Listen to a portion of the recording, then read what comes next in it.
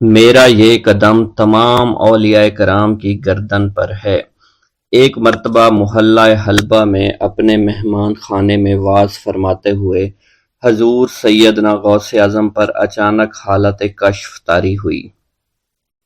آپ رحمت اللہ علیہ نے فرمایا، میرا یہ قدم ہر ولی اللہ کی گردن پر ہے۔ یہ ارشاد سن کر تمام اولیاء اللہ نے اپنی گردنیں جھکا دیں۔ صلحائے امت نے اس کی توضیح فرمائی ہے کہ آپ رحمت اللہ علیہ کے عہد مبارک اور بعد میں قیامت تک آپ کی عطا کے بغیر ولی اللہ ولایت کے درجے پر فائز نہیں ہو سکتا۔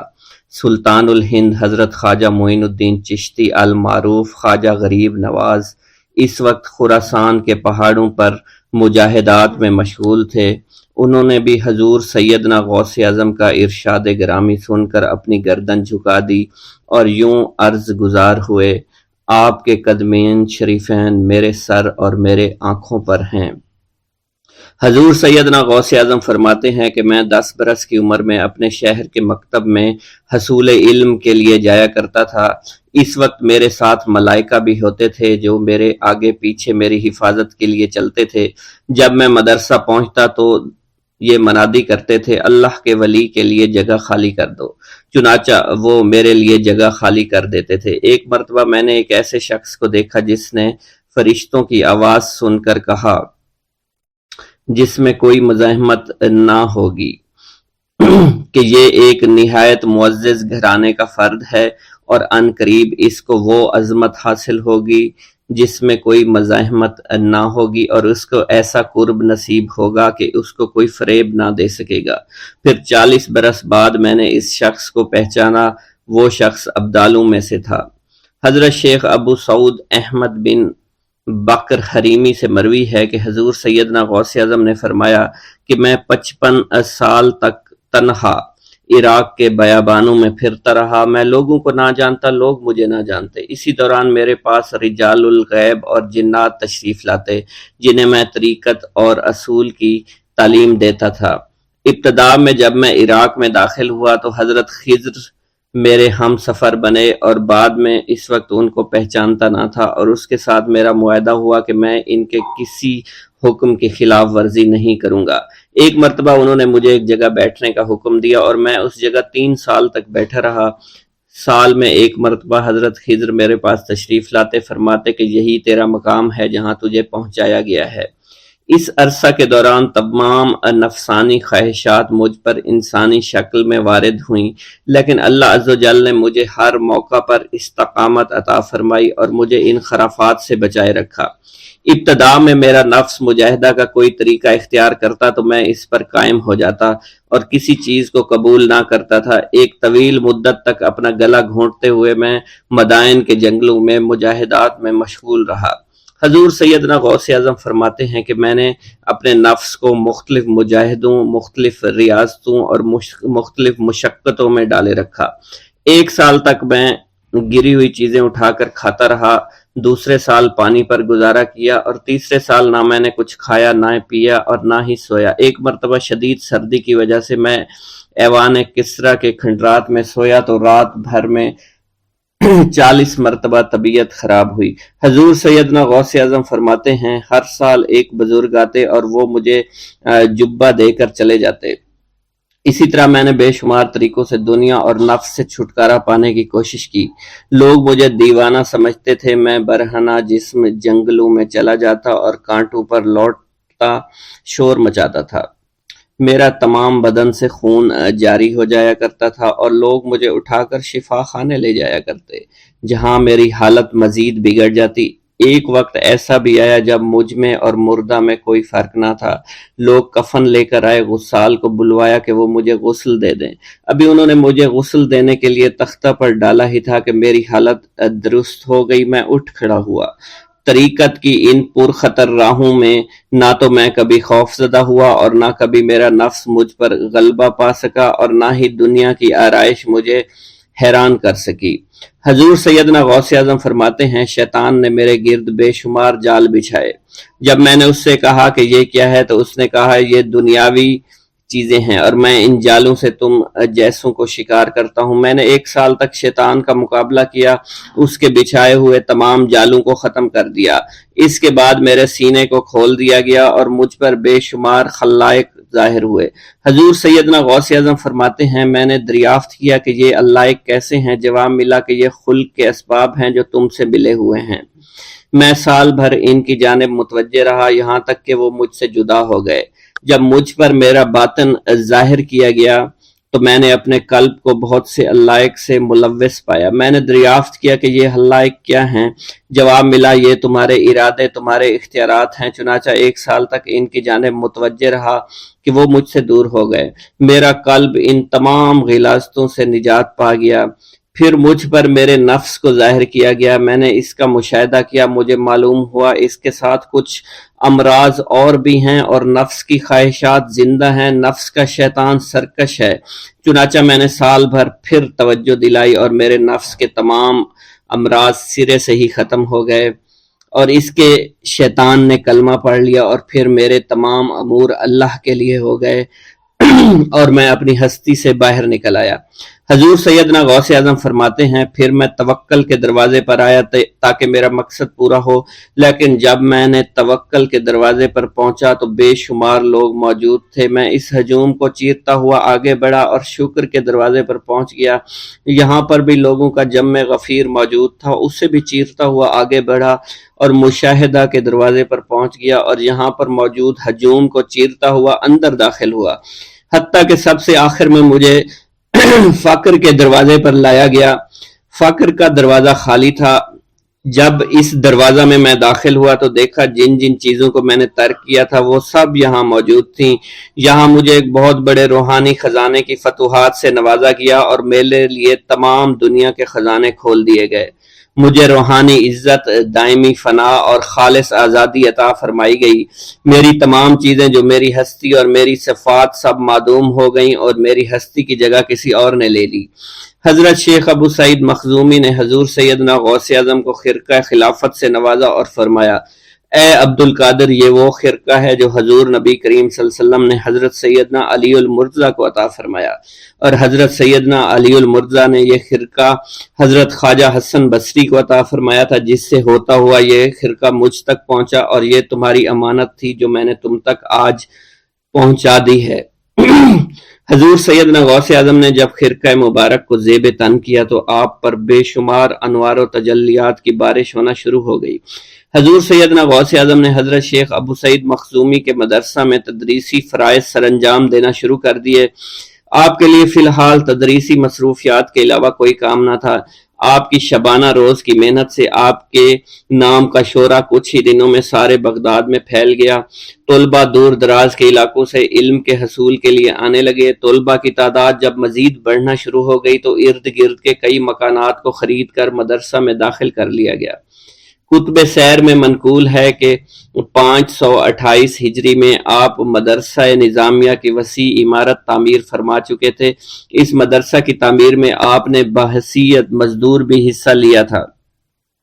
حضرت شیخ ابو الخشاب سے مروی ہے کہ میں جوانی میں جب علم نحو پڑھ رہا تھا تو لوگوں نے مجھے حضور سیدنا غوث اعظم کے پاس جانے کا مشورہ دیا، اور اس کی وجہ سے مجھے بھی اشتیاق ہوا کہ میں آپ کا واعظ سنوں۔ ایک مرتبہ کچھ لوگوں کے ہمراہ آپ کی مجلس میں دوستوں کے ہمراہ حاضر ہوا۔ آپ نے میری جانب توجہ کرتے ہوئے فرمایا ہماری صحبت اختیار کر لو۔ چنانچہ میں نے آپ کے فرمان کے مطابق آپ کی صحبت کو اختیار کر لیا۔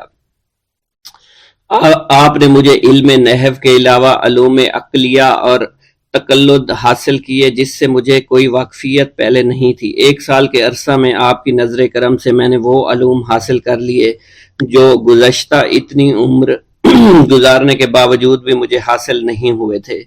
منقول ہے حضرت شیخ بقا بن بطو، شیخ علی بن ہیتی اور شیخ کیلوی جب حضور سیدنا غوث اعظم کے مدرسہ میں آتے تو جھاڑو دیا کرتے تھے اور چھڑکاؤ کرتے تھے، لیکن آپ کی اجازت کے بغیر کبھی اندر داخل نہ ہوتے تھے۔ اجازت ملنے کے بعد آپ حضرات اندر داخل ہوتے اور اجازت ملنے پر ہی بیٹھتے تھے۔ آپ سے امان طلب کرتے اور امان مل جانے کے بعد مؤدب ہو کر بیٹھ جاتے۔ جس وقت آپ کہیں جانے کا ارادہ کرتے تو یہ حضرات سواری کے ہمراہ چلتے۔ آپ انہیں اس فعل سے منع فرمایا کرتے تھے اور کہتے تھے کہ ہمیں آپ کے ذریعے قرب الہی حاصل ہوا ہے۔ حضرت شیخ محمد قائل الادنیٰ سے مروی ہے کہ ایک مرتبہ حضور سیدنا غوث اعظم سے دریافت کیا گیا کہ آپ کی بزرگی اور عظمت کا راز کیا ہے؟ آپ نے فرمایا کہ میں کبھی جھوٹ نہیں بولتا اور کبھی کسی سے کذب بیانی نہیں کرتا۔ بسم اللہ الرحمن الرحیم۔ السلام علیکم۔ حضور سیدنا غوث اعظم فرماتے ہیں، میں 10 برس کی عمر میں اپنے شہر کے مکتب میں حصول علم کے لیے جایا کرتا تھا۔ اس وقت میرے ساتھ ملائکہ بھی ہوتے تھے جو میرے آگے پیچھے میری حفاظت کی غرض سے چلتے تھے۔ جب میں مدرسہ پہنچتا تھا تو وہ بار بار منادی کرتے تھے، اللہ کے ولی کے لیے جگہ خالی کر دو، چنانچہ وہ میرے لیے جگہ خالی کر دیتے تھے۔ ایک مرتبہ میں نے ایک ایسے شخص کو دیکھا جس نے فرشتوں کی آواز سن کر کہا کہ یہ نہایت معزز گھرانے کا فرد ہے اور عن قریب اس کو وہ عظمت اور بزرگی حاصل ہوگی جس میں کوئی مزاحمت نہ ہوگی، اس کو ایسا قرب نصیب ہوگا کہ اس کو کوئی فریب نہ دے سکے گا۔ پھر 40 برس بعد میں نے اس شخص کو پہچانا، وہ شخص ابدالوں میں سے تھا۔ حضرت شیخ ابو سعود احمد بن ابی بکر سے مروی ہے، حضور سیدنا غوث اعظم نے فرمایا، میں 25 سال تک تنہا عراق کے بیابانوں میں پھرتا رہا۔ میں لوگوں کو نہ جانتا تھا، لوگ مجھے نہیں جانتے تھے۔ اسی دوران میرے پاس رجال الغیب اور جنات تشریف لائے جنہیں میں طریقت اور رسول اللہ کی تعلیم دیا کرتا تھا۔ ابتدا میں جب میں عراق میں داخل ہوا تو حضرت خضر میرے ہم سفر تھے اور میں انہیں اس وقت سے پہچانتا نہیں تھا۔ ان کے ساتھ میرا معاہدہ ہوا کہ میں ان کے کسی حکم کی خلاف ورزی نہیں کروں گا۔ ایک مرتبہ انہوں نے مجھے ایک جگہ بیٹھنے کا حکم دیا، میں اسی جگہ 3 سال بیٹھا رہا۔ سال میں ایک مرتبہ حضرت خضر میرے پاس تشریف لاتے اور فرماتے، یہی تیرا مقام ہے جہاں تجھے پہنچایا گیا ہے۔ اس عرصہ کے دوران تمام نفسانی خواہشات مجھ پر انسانی شکل میں وارد ہوئیں، لیکن اللہ نے مجھے ہر موقع پر استقامت عطا فرمائی اور مجھے ان خرافات سے بچائے رکھا۔ ابتدا میں میرا نفس مجاہدہ کا کوئی طریقہ اختیار کرتا تو میں اس پر قائم ہو جایا کرتا تھا اور کسی چیز کو قبول نہیں کرتا تھا۔ ایک طویل مدت تک اپنا گلا گھونٹتے ہوئے میں نے مدائن کے جنگلوں میں مجاہدات میں مشغول رہا۔ حضور سیدنا غوث اعظم فرماتے ہیں، میں نے اپنے نفس کو مختلف مجاہدوں اور ریاستوں اور مشقتوں میں ڈالے رکھا۔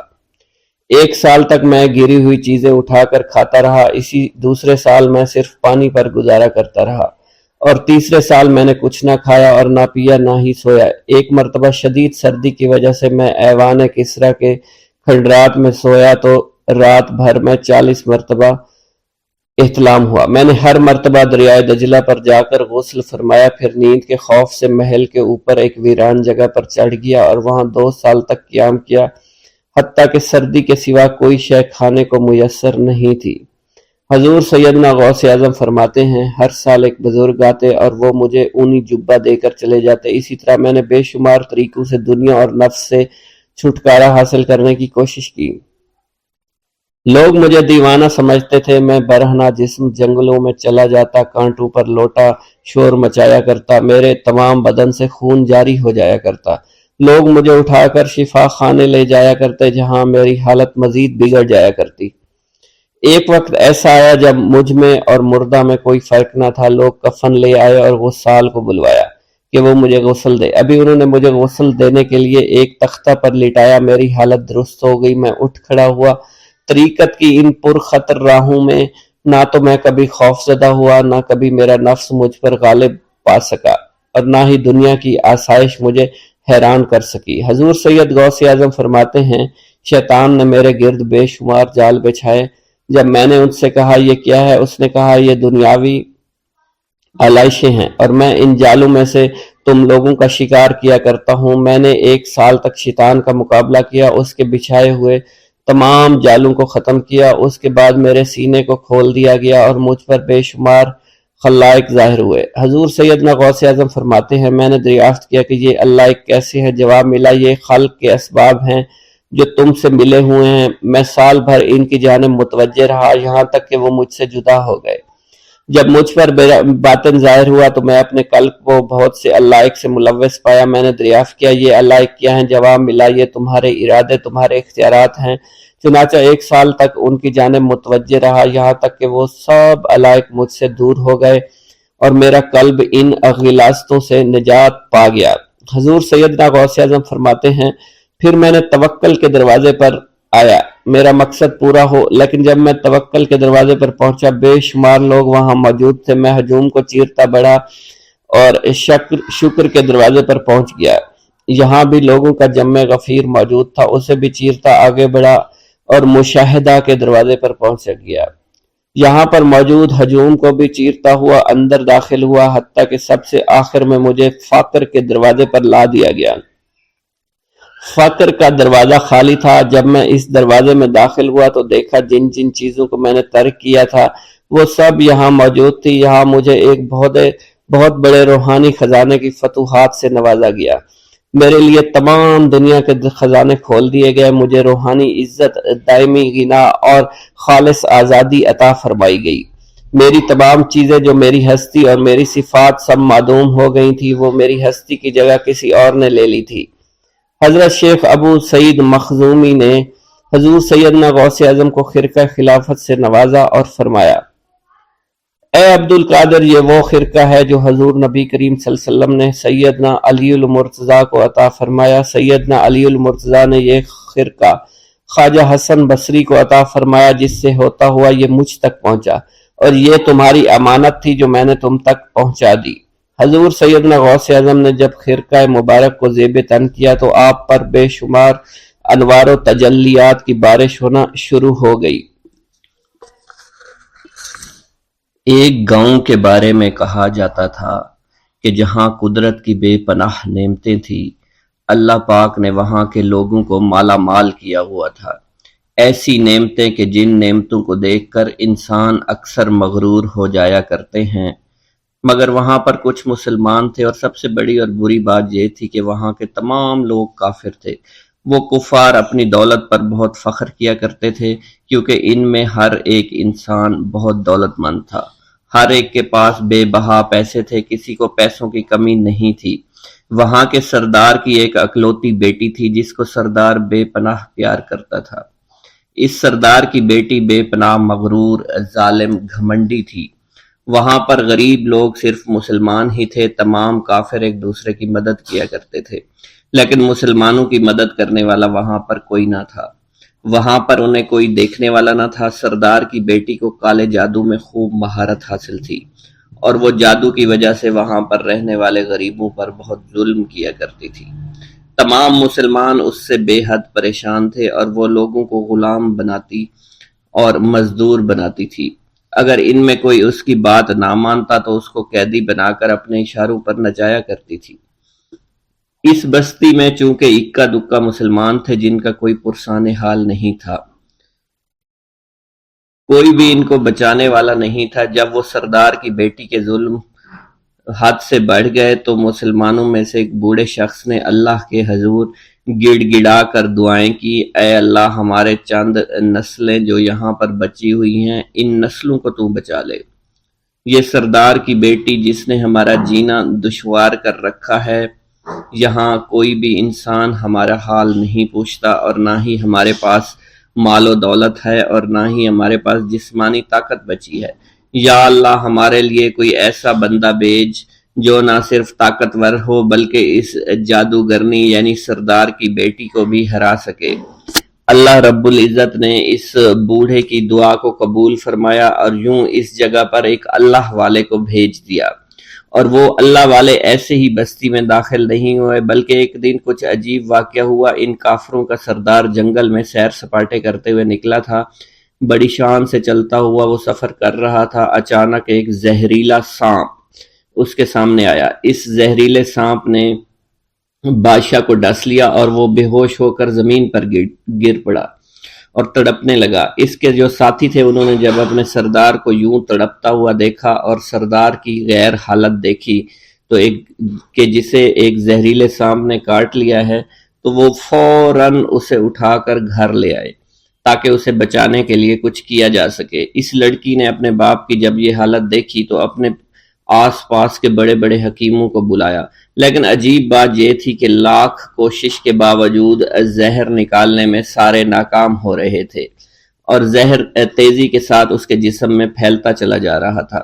لیکن اسی وقت وہاں ایک درویش کی آمد ہوئی، ایک اللہ والے آئے، ان اللہ پاک نے اس مقصد کے تحت وہاں بھیجا تھا۔ اس اللہ کے ولی نے سردار کے گھر پر پہنچ کر دروازے کو کھٹکھٹایا۔ نوکروں نے پوچھا کون ہو، کس سے ملنا ہے؟ اس نے کہا میں نے سنا ہے کہ یہاں کے سردار کو سانپ نے ڈس لیا ہے۔ نوکر کہنے لگے کہ تمہیں کیسے پتا چلا کہ یہاں کے سردار کو سانپ نے ڈس لیا ہے؟ تم تو ہمیں اجنبی لگتے ہو، ہم نے تمہیں آج تک یہاں نہیں دیکھا ہے۔ اس نے کہا میں مسافر ہوں اور مجھے خبر ملی ہے کہ یہاں کے سردار کو ایک زہریلے سانپ نے ڈس لیا ہے اور کوئی بھی اس کا علاج نہیں کر پا رہا۔ نوکروں نے کہا تم کون ہو؟ اللہ والے نے کہا میں حکیم ہوں اور میں ان کے علاج کی غرض سے یہاں آیا ہوں۔ وہ نوکر اللہ والے کی حالت دیکھ کر ہنسنے لگے، کیونکہ آپ نے پھٹے پرانے کپڑے پہن رکھے تھے اور دیکھنے سے بہت غریب معلوم ہوتے تھے۔ وہ نوکر کہنے لگے کہ اتنے بڑے سردار کا علاج کرو گے؟ ارے یہاں تو اس کے پاس بڑے بڑے حکیم بلائے گئے ہیں، ہمارے سردار کے پاس پیسوں کی کوئی کمی نہیں ہے، اور وہ تم جیسے غریب سے بھلا کیوں علاج کروائیں گے؟ درویش نے کہا اگر تم چاہتے ہو تمہارے سردار کی جان بچ جائے پھر مجھے اندر جانے دو۔ غلام کہنے لگا ٹھیک ہے، ہم اندر جا کر اجازت لے کر آتے ہیں۔ نوکر اندر گئے، سردار کی بیٹی سے کہا ایک غریب آیا ہے، کپڑوں سے فقیر معلوم ہوتا ہے، لیکن کہتا ہے میں سردار کا علاج کر سکتا ہوں اور میں سردار کا علاج کروں گا۔ جو زہر تیزی کے ساتھ جسم میں پھیل رہا ہے میں اس کو باہر نکال پھینک کروں گا۔ اس کی بیٹی کہنے لگی ٹھیک ہے بلا لو۔ جب وہ اللہ والے اس کے گھر کے اندر گئے تو دیکھا سردار تڑپ رہا تھا، ٹانگ کو بار بار بستر پر پٹخ رہا تھا۔ اللہ والے نے اس کے پیر کی طرف دیکھا جہاں سانپ نے اس کو کاٹا تھا، اسی جگہ اللہ والے نے تھوک دیا، فوراً وہاں سے بھاگ گئے۔ اس کے سارے سپاہی اس کی بیٹی دیکھ کر حیران رہ گئے کہ یہ بھلا کون سا دیوانہ ہے، کمرے میں آیا، علاج کی بجائے اسی جگہ پر تھوک دیا جہاں صرف کاٹا تھا، اور بھاگ بھی گیا، اس کو کوئی گرفتار نہیں کر سکا۔ سردار کی بیٹی غصے میں ٹل ملا اٹھی کہ اس نے جو گستاخی کی ہے اس کی کوئی بات نہیں، تھوک کو میں صاف کروا دوں گی، مگر اس کو تو میں ابھی گرفتار کرواتی ہوں۔ اور اس نے اپنے سردار کے ایک نوکر سے کہا کہ اس تھوک کو صاف کرو۔ اس نوکر نے تھوک کو صاف کرنے کی بجائے اس کو اچھی طرح سے ٹانگ پر مل دیا۔ لڑکی نے کہا کیا کر رہے ہو؟ اس فقیر نے میرے باپ کی ٹانگ پر تھوک دیا، اب اس تھوک کو تم مل رہے ہو؟ حکیم نے اپنے ہاتھ کے اشارے سے سردار کے بیٹے کو روک دیا۔ جیسے اس تھوک کو سردار کی ٹانگ پر ملا گیا فوراً سارا زہر ختم ہو گیا۔ جو ٹانگ کٹنے کے قابل تھی وہ ٹانگ بالکل ٹھیک ہو چکی تھی، جو نیلی پڑ چکی تھی اب اصلی حالت میں آہستہ آہستہ واپس آ رہی تھی۔ اور جب وہ قبیلے کا سردار بالکل ٹھیک ہو گیا، ہوش میں آ گیا تو حیران رہ گیا۔ اسے بتایا کہ فقیر بابا کے تھوک کی وجہ سے آپ ٹھیک ہوئے ہیں۔ اس نے کہا وہ بزرگ تو ہمارے لیے مسیحا ہے، تم لوگوں نے انہیں جانے کیوں دیا؟ انہیں میرے پاس لے کر آؤ، انہوں نے ہم پر بہت بڑا احسان کیا ہے، ہم اس کے احسان کا بدلہ ضرور چکائیں گے۔ اس کی بیٹی جو خاموشی سے باپ کو دیکھ رہی تھی اس نے کچھ بھی نہ کہا۔ گاؤں کے سردار کے کہنے پر سارے سپاہی اللہ والے کو ڈھونڈنے کے لیے نکل گئے۔ وہ چاروں طرف پھیل گئے لیکن کہیں بھی اللہ والے کا پتہ نہیں چل رہا تھا۔ پھر جب سپاہی تلاش کرتے کرتے جنگل میں داخل ہوئے، وہاں ایک درخت کے نیچے ایک آدمی کو عبادت کرتے ہوئے دیکھا۔ وہ غور سے اس کو دیکھ رہے تھے اور کہہ رہے تھے یہ کس طرح کی عبادت کر رہے ہیں؟ ہم لوگ تو اپنے بتوں کے آگے ہاتھ جوڑتے ہیں، یہ نہ جانے کس کو سجدہ کر رہے ہیں۔ خیر، عبادت کے فوراً بعد اللہ والے کو پکڑ لیا، گاؤں کے سردار کے سامنے پیش کیا۔ وہ کہنے لگا آپ کون ہیں اور کہاں سے آئے ہیں؟ سب سے پہلے تو میں گستاخی کی معافی چاہتا ہوں، میرے لوگوں نے آپ کے ساتھ بڑی بدتمیزی کی، لیکن آپ کی وجہ سے آج میں زندہ ہوں۔ ہم گناہ گاروں کی وجہ سے آپ جیسے لوگوں کو بہت تکلیف ہوئی ہے، اس لیے میں معذرت چاہتا ہوں۔ آپ سے درخواست کرتا ہوں کہ آپ میری طرف سے یہ قیمتی لباس یعنی کپڑے اور عربی گھوڑا قبول کیجئے۔ اللہ والوں نے اس کی طرف مسکرا کر دیکھا اور کہا یہ گھوڑا یہ لباس بہت قیمتی ہے، مگر یہ لباس پہن کر اس گھوڑے کے لیے گھاس کاٹوں گا تو کیا اچھا لگوں گا؟ سردار نے کہا فکر نہ کریں، گھوڑے کے ساتھ ساتھ ہم آپ کو نوکر بھی دیں گے۔ اللہ والے نے کہا کہ اتنی مال و دولت اور نوکروں کے ساتھ میں اکیلا رہوں گا؟ گاؤں کا سردار بولا حضور آپ کی یہ بات سن کر میں سوچ میں گم ہو گیا ہوں، لیکن یہ میری بیٹی آپ کے سامنے حاضر ہے۔ بیٹی حیرت سے اپنے باپ کو دیکھ رہی تھی کہ میرا باپ اب کیا کہنے والا ہے۔ سردار نے کہا میری بیٹی جسے آپ نے دیکھ لیا ہے اس کی شادی میں آپ سے کر دوں گا، مگر ایک شرط ہے کہ آپ کو اپنے مذہب کو چھوڑنا پڑے گا۔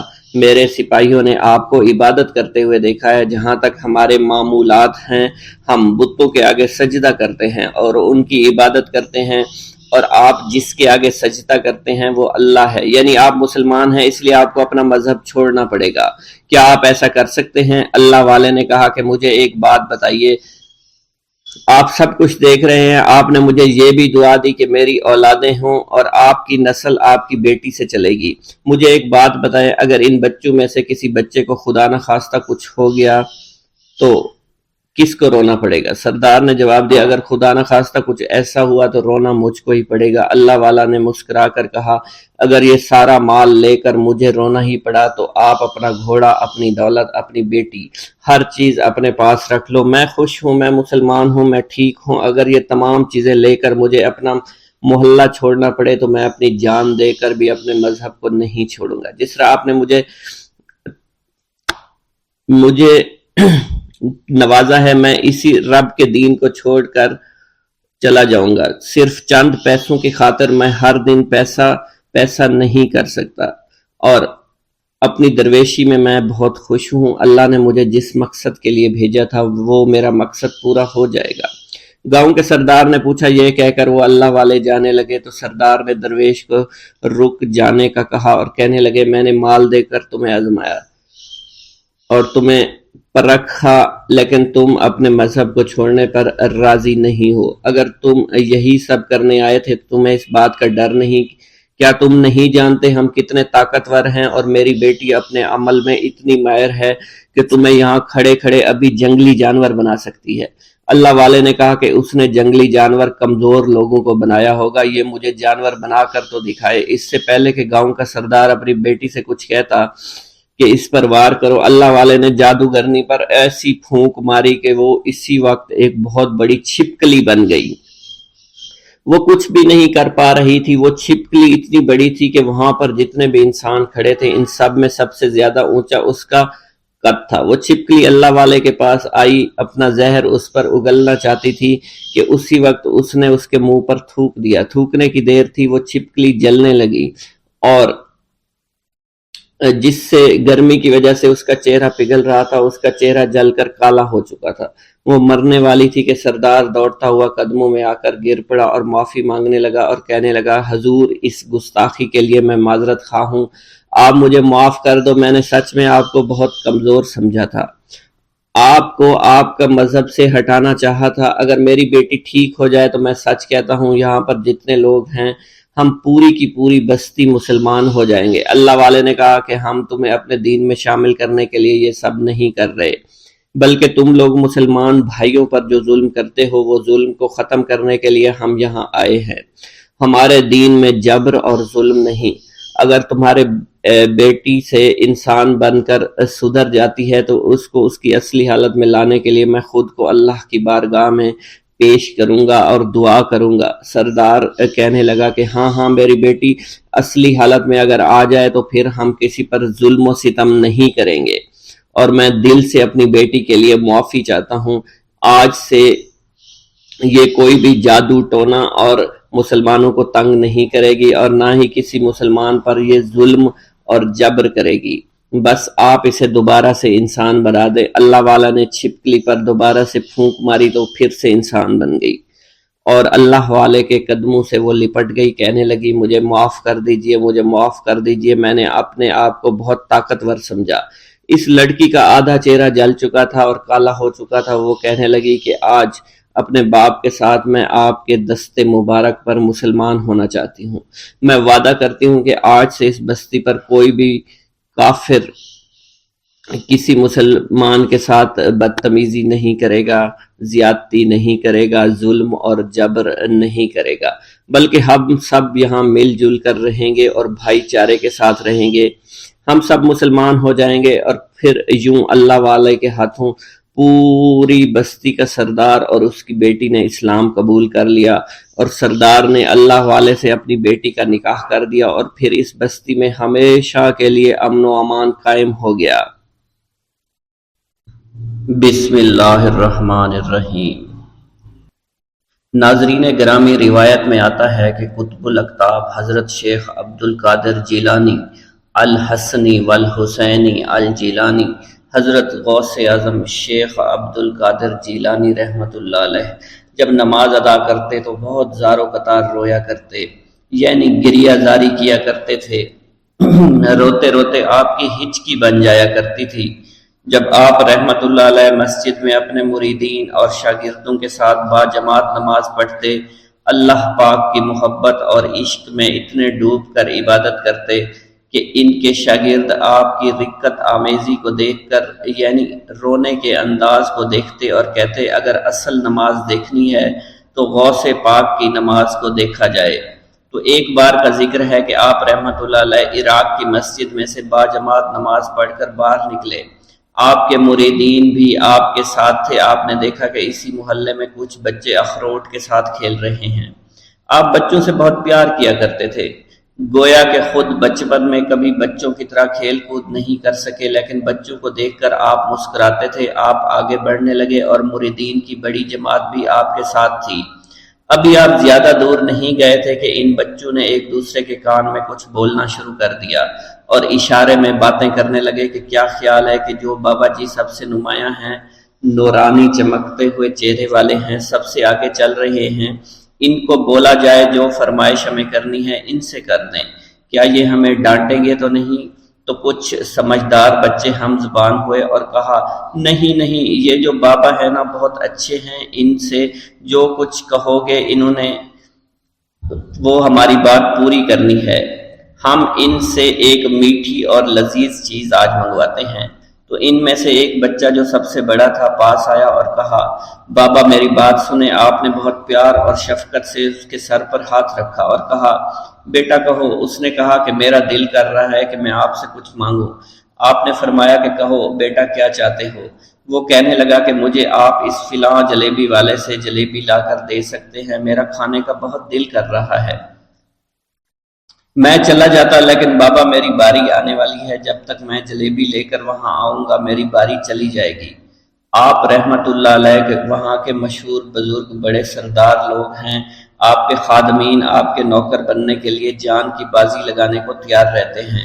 ادھر وہ بچے آپ کے رتبے کو بھی دیکھ رہے تھے اور یہ بھی دیکھ رہے تھے کہ آپ کون سی شخصیت ہے، لیکن پھر بھی اتنے سارے لوگوں کو چھوڑ کر آپ سے وہ بچہ کہتا ہے کہ بابا مجھے جلیبی لا کر دے دیں۔ بابا جی نے کہا کہ ٹھیک ہے میں لا کر دے دیتا ہوں۔ آپ کا ایک مرید آپ کے پاس آیا اور کہا حضرت آپ کیوں اس بات پر توجہ دے رہے ہیں؟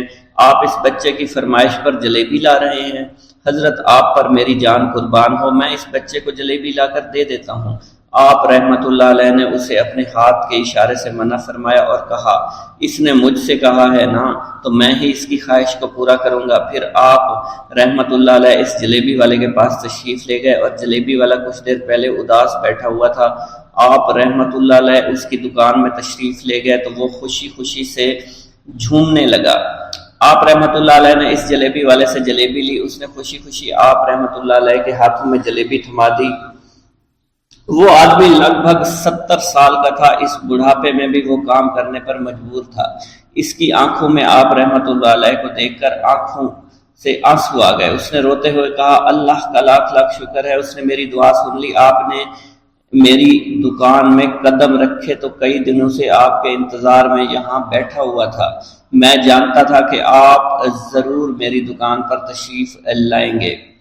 آپ رحمت اللہ علیہ نے فرمایا تمہیں کیسے پتا تھا کہ میں تمہاری دکان پر آؤں گا؟ وہ کہنے لگا کہ حضرت عرصہ ہوا ہے، کئی مہینوں سے میرا کاروبار نہیں چل رہا تھا، میرا کاروبار دن بدن ٹھپ ہوتا جا رہا تھا، فاقوں تک کی نوبت آ گئی تھی۔ مجھے اپنی فکر نہیں تھی لیکن اپنے چھوٹے چھوٹے بچوں کی تھی۔ اس بڑھاپے میں اللہ تعالیٰ نے اولاد تو دی لیکن ان کو پالنے کا کوئی بندوبست نہیں ہو رہا تھا۔ میں نے اپنی اس پریشانی کا ذکر کسی سے کیا تو اس نے کہا کہ عراق کے ایک شہر میں چلے جاؤ، وہاں پر کوئی ایک فقیر ہے، اس سے دعا کراؤ، وہ جس کے لیے دعا کرتے ہیں اس کا کام بن جاتا ہے۔ میں اتنا پریشان تھا کہ اس آدمی کے کہنے پر اس فقیر سے ملنے چلا گیا۔ اس کی تلاش کر کے میں نے اس سے کہا تم میرے لیے دعا کرو تاکہ میرے کاروبار میں ترقی ہو جائے اور میرے رزق میں برکت ہو جائے اور تنگ دستی دور ہو جائے تاکہ میں بیوی بچوں کا پیٹ پال سکوں۔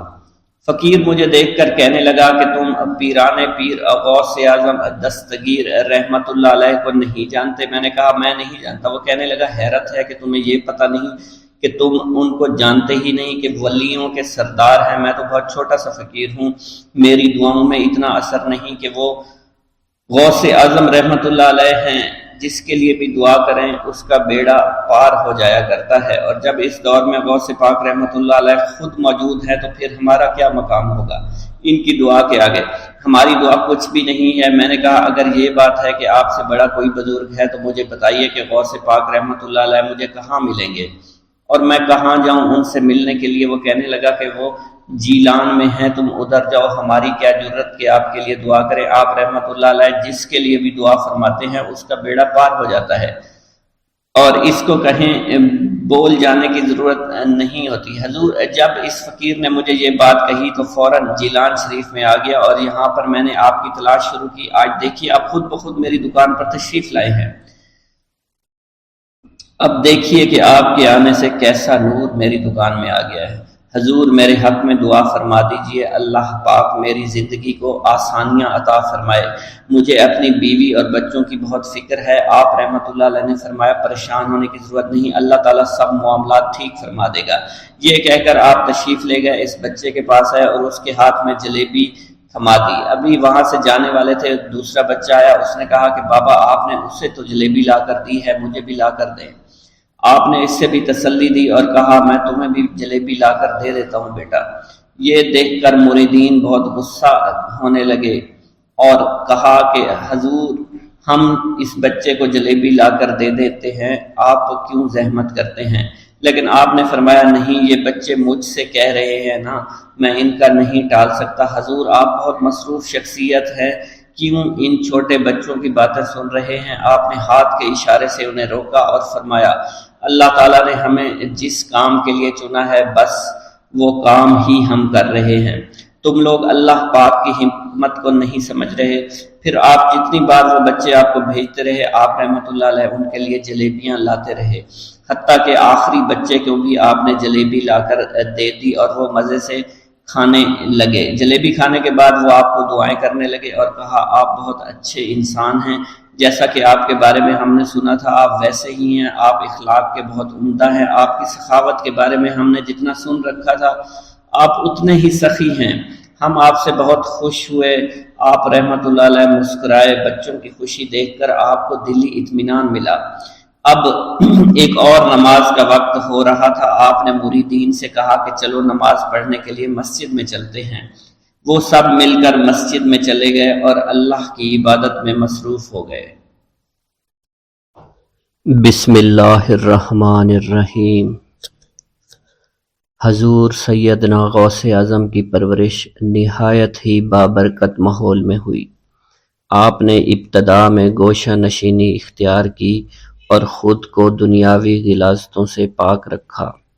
آپ نے 51 برس کی عمر میں شادی کی۔ جب آپ سے اس کے بارے میں دریافت کیا گیا تو آپ نے فرمایا جب مجھے حضور نبی کریم صلی اللہ علیہ وسلم نے نکاح کی اجازت دی تو میں نے نکاح کر لیا۔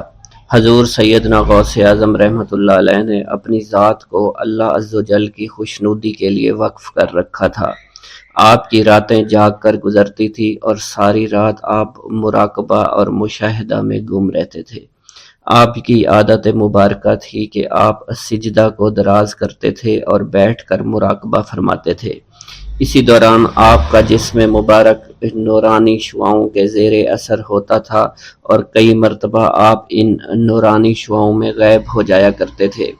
حضور شیخ ابو عبداللہ بن حسنین بن ابی فضل فرماتے ہیں کہ سیدنا غوث اعظم کے بعض دہقانی مریدین ہر سال آپ کے لیے گیہوں بوتے تھے اور جائز طریقہ سے اسے پالتے تھے۔ پھر آپ کے بعض مریدین اسے پیستے، آپ کے لیے ہر روز 4 یا 5 روٹیاں پکاتے اور شام کو آپ کے پاس روٹیاں لے کر آتے تھے۔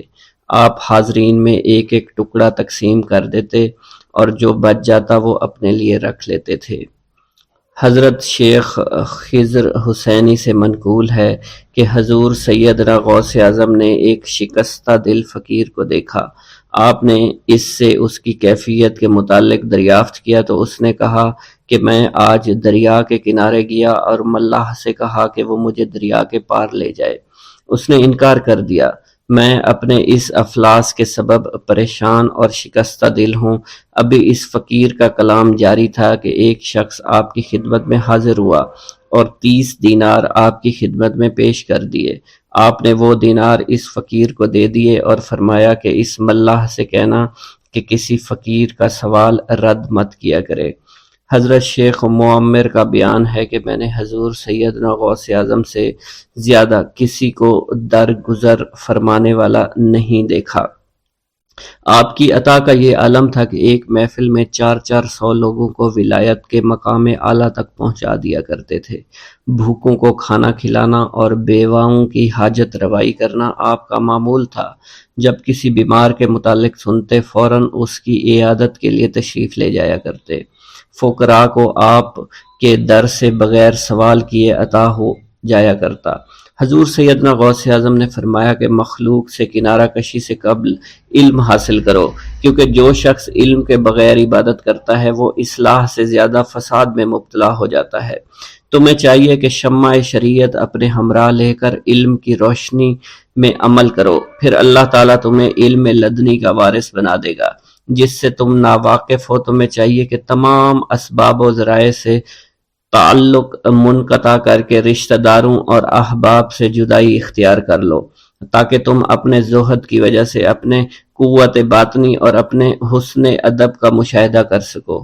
خدا کے علاوہ تمام عالم اسباب سے اس خوف سے منقطع ہو جاؤ تاکہ تمہاری شمع معرفت نہ بجھ جائے، اور جب تم 40 دن ایک چلہ اپنے رب کے لیے مخصوص کر دو گے تو تمہارے قلب سے حکمت کے چشمے جاری ہو جایا کریں گے اور تم معرفت الہی کی تپش کا مشاہدہ کرنے لگو گے، جس کو حضرت موسیٰ علیہ السلام نے اپنے شجر قلب پر محسوس کیا تھا۔ اس کیفیت کے بعد تم اپنے نفس و خواہش، اپنے شیطان، اپنی طبیعت اور اپنے وجود سے کہو گے کہ ٹھہر جا، میں نے اس آگ کا مشاہدہ کر لیا ہے جو قلب موسیٰ علیہ السلام سے روشن ہوئی تھی۔ اس کے بعد تمہارے قلب میں باطن سے یہ آواز آنے لگی کہ میں ہی تمہارا رب ہوں، میری ہی عبادت کرو، میرے غیر کی اطاعت سے گریزاں ہو جاؤ، میرے سوا کسی سے تعلق مت رکھو، میری معرفت حاصل کر کے میرے غیر کو فراموش کر دو، غیر سے اعراض کر کے صرف میرے علم، میرے قرب، میرے ملک اور میری سلطنت کی جانب متوجہ رہو۔ جب تمہیں بقائے الہی حاصل ہو جائے تو تمہاری زبان پر اللہ تعالیٰ کا نام جاری ہو جائے گا اور تمہارے حجابات رفع ہو کر قلب سے قدورت زائل ہو جائے گی اور نفس کو مکمل سکون حاصل ہوگا۔ پھر جب اس کے الطاف غالب آ جائیں تو تمہیں خطاب کیا جائے گا، اے قلب فرعون، نفس کی طرف توجہ کر اور ان کو راہ ہدایت پر چلا، میری جانب آ جا اور ان سے کہہ دے کہ میرا ہی اتباع کریں، پھر انہیں رشد کے راستے پر ہدایت کر کے ان سے تعلق قائم کر، اس کے بعد پھر قطع تعلق کر کے دوبارہ استوار ہو کر آ جا اور اسی طرف استوار ہو کر دیکھتا رہے۔ حضرت شیخ معمر سے منقول ہے، فرماتے ہیں ایک مرتبہ میں حضور سیدنا غوث اعظم کی خدمت میں حاضر تھا۔ آپ بیٹھے کچھ لکھ رہے تھے، اسی دوران چھت سے 3 مرتبہ مٹی گری، 4تھی مرتبہ ایسا ہوا تو آپ نے جلال میں آ کر اس جگہ دیکھا جہاں سے مٹی گر رہی تھی۔ اسی دوران ایک چوہا اس جگہ سے نیچے گرا اور مر گیا اور یہ چوہا ہی وہاں سے مٹی کو کھود رہا تھا۔ حضرت شیخ عمر بن مسعود فرماتے ہیں حضور سیدنا غوث اعظم فرما رہے تھے، اسی دوران ایک چڑیا نے آپ کی قمیص پر بیٹ کر دی۔ آپ نے جلالی نظروں سے چڑیا کو دیکھا، چڑیا اسی وقت نیچے گری مر گئی۔ آپ نے وضو سے فارغ ہونے کے بعد قمیص کے اس حصے کو دھویا، پھر اپنی قمیص مبارک اتار کر مجھے دی اور فرمایا اس کو فروخت کر کے اس کی رقم کو خیرات کر دو، یہ اسی کا بدلہ ہے۔ منقول ہے حضور سیدنا غوث اعظم کے زمانہ میں ایک بہت ہی گناہ گار شخص تھا، لیکن اس کے دل میں آپ سے بے پناہ محبت تھی۔ جب اس کے مرنے کے بعد اس کو دفن کیا گیا تو قبر میں منکر نکیر نے سوالات کیے، تو اس نے ہر سوال کے جواب میں شیخ عبد القادر کہا۔ منکر نکیر نے اللہ کی بارگاہ میں اس کے جواب کو پیش کیا تو حکم ہوا، اگرچہ یہ بندہ فاسقوں میں سے ہے لیکن یہ میرے محبوب جو کہ صادقین میں سے ہیں ان سے محبت رکھتا ہے۔